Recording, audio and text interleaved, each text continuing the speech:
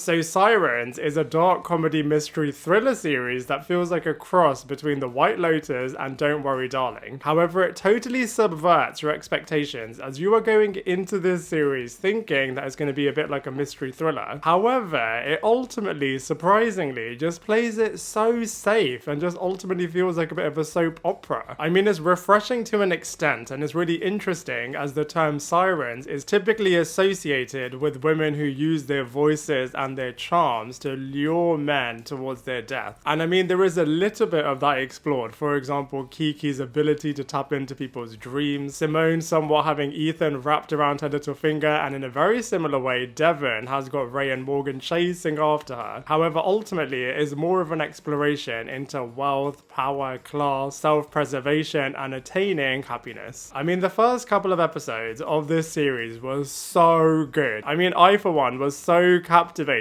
into how Kiki and Simone are running their operation on this island, and just the relationship between the two of them in terms of Simone being Kiki's right-hand woman slash assistant, and all of the workers pretty much despising Simone, clearly talking about her behind her back, and just having a bit of a class system in terms of Peter, Simone, Kiki, and all of their wealthy friends being on the top, and on the bottom is all of the workers, and Devon very much associated herself with the people at the bottom. So they could have just done so much more with that. For example, what they did with Brave New World, in terms of ultimately the people at the bottom revolting against the people at the top. And then speaking of Devon, I absolutely loved the dynamic of Devon being a real down-to-earth, very relatable lead character, and just bringing all of Simone's past right to the forefront, and very surprisingly was not fazed at all by this rich people's lifestyle. I mean, she got into it a little bit when she was having all of these expensive dresses thrown her way, and I thought that maybe by the end of this series, somehow maybe Kiki would have got her claws into Devon, but they absolutely could have done so much more with that, especially as Kiki originally, along with Simone, was just trying to get rid of Devon at all costs. And so it was really surprising the final few moments of this series was seeing Devon and Kiki really building a relationship. And speaking of the ending, I thought it was pretty soft, especially as this is a mini-series, so they're not going to get a season 2. And so they could have just had so many more fireworks. I mean, I guess the big storyline plot was Kiki firing Simone as she wanted to keep this life that she had built at all costs, especially as she had started her life right at the bottom. But across this season, you could see that Peter is really falling out of love with Kiki. I mean, they never really explained why. I mean, Michaela's assumption is that she wasn't able to give Peter any children, and so maybe this is the reason that he's discarded her. And they also didn't really explain why Peter was suddenly so infatuated by Simone. Maybe it's for that exact same reason, that he sees his opportunity of having more children with Simone. And I guess you could say both of them are kind of playing each other in terms of Peter wants Simone for that reason, and Simone just wants to get back into this lifestyle in any way, shape or form that she can. And if she thinks that the way in which to get the new Mrs. Cal is to step on Michaela, then she is willing to do so. And you really can see how far Simone has come in that final conversation with Devon, where she is like, look, just don't chase the things that don't serve you anymore, which was so brutal. And then Devon is like, look, I don't even recognize you anymore, so this may well be the last ever conversation we ever have. And hilariously, Simone was just not fazed by this at all. Originally, I thought that Kiki might replace Simone with Devon in the beginning of this season, and after what happened in episodes 3 and 4, I was thinking that maybe Simone did really push Ethan down the cliff, and then when Kiki saw the picture of Simone kissing Peter, maybe this could have been a reason of getting rid of Simone once and for all. It does beg the question though, did Simone actually do that? Because Ethan seemed convinced that she did. So let's go through all of the casting characters one by one. So I think Meghann Fahy is on such a high after Drop and The White Lotus season 2. She was so good in Sirens, and she truly was the eyes and ears for the audience, and I loved how she just was not fazed whatsoever by this rich people lifestyle, and yet people are really chasing after her. The way in which Ray and Morgan were just desperate to get with her, along with the other random worker as well. I mean, she really did have siren abilities, and she was always putting everybody else over her. I mean, leaving college early to look after Simone, which she doesn't even regret at all, and also sacrificing her future so that she can look after her father. Meghann Fahy did say in an interview that she thinks that Devon would have got her own place using the money that Kiki had given her, so she finally would have at least put herself first. I think Millie Alcock was so good as Simone. I mean, she was great in House of the Dragon, but I am so excited now to see her as Supergirl, as she was so brilliant in this show, and she she really was the inverse of Devon in terms of wanting to run away from her past at all costs and just desiring this rich people lifestyle, wanting all of the wealth, wanting all of the freedom, wanting all of the power and all of the control. I thought it was really striking how Jose was never really her biggest fan, but then when she became the new Mrs. Cal, he was really sucking up to her. Julianne Moore was so good as Kiki. I'm absolutely loving the fact that she really is in her villain era at the moment, as every single role that she is playing, she is absolutely smashing it. She was so good in all of her latest projects, and in particular in Sirens. I think it's really surprising as you're thinking she is going to be this big psychopath, but ultimately she never really did anything wrong in terms of she didn't really kill the original Mrs. Cal. I feel like she's a little bit in between Simone and Devon in terms of she really does want this rich people lifestyle, but she's not willing to run away from her past either. I'm sure it won't take that long for this character to be right at the top once again, but it would be so interesting to see what she does next in the season 2. I thought Kevin Bacon was decent as Peter. He held all of the cards, he was always the one in control, but he never really let it get to his head, and he was always so nice to everybody. And I think it's a really interesting quote that it's like, when you have a lot of money, you can either be really nice as you've got nothing to worry about, or you can be an absolute douchebag as you have got all this money and control. And Peter definitely was in the former. I mean, if you look at it from his perspective, he kind of fell out of love with Kiki. She really was the barrier between him and his kids, and maybe there is some truth in what Michaela is saying in terms of, you know, he was pretty much with her so that she can help expand his empire, but because of the fact that they were tragically never able to have children, he kind of fell out of love with her. But I just feel like as a character, he was pretty vanilla. Glenn Howerton was hilarious as Ethan. He totally fell head over heels for Simone, and I personally do think that Simone pushed him off that cliff. I think Felix Solis was really good as Jose. He had so much presence whenever he was on screen. Like I said, he was absolutely hilarious when he was sending all of the text to all of his colleagues, trash talking Simone pretty much in all of the group text behind her back. And I also thought it was pretty chilling the way that he was talking to Kiki when she was trying to fire him, and he was like, look, you're not able to do that because I technically work for Peter and he is the only person that can fire me. I thought all of the scenes with Bruce were really heartbreaking, especially as you're seeing all of this dementia playing out, and it was just pulling on your heartstrings so much. You did get a bit of a flicker in the early photos of what Simone and Devon's mother really looked like, and she did look a little bit similar to Kiki, and maybe this is what attracted both Bruce and Simone to her. So I feel like overall with Sirens, it had so much potential, but it ultimately just went down the soap opera route. It would be interesting to see what's going to happen next in a season 2. I do actually think that Simone is going to get pregnant, and Peter's quite old now, so I doubt that he's going to replace Simone with someone else. But I would just love to see what's going to happen next with all of these characters. But if this just stays as a miniseries, I definitely feel like they could have done so much more with it. And so for all of those reasons, I'm going to give Sirens a 6